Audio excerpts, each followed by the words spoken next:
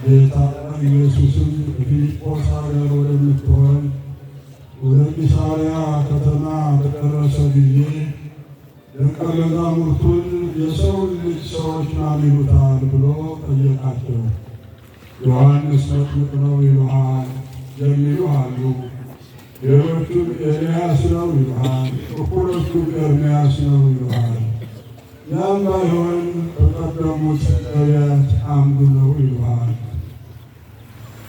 እናንተስ ማን ትሉኛላችሁ ብሎ ጠየቃቸው።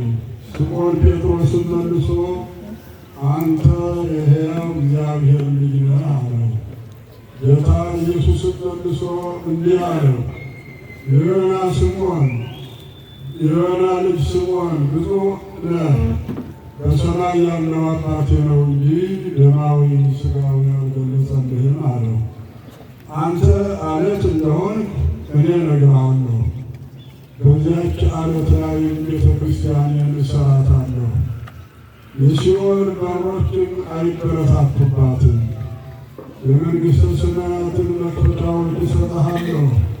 በምድር ያሰርከው በሰማይ የታሰረ ይሆናል፣ በምድርም የፈታኸው በሰማይ የተፈታ ይሆናል።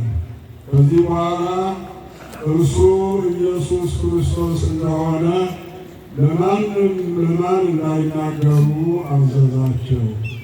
ሰማይና ምድር ያልፋል፣ ቃሌ ግን አያልፍም አለ ጌታ ለደቀ መዛሙርቱ።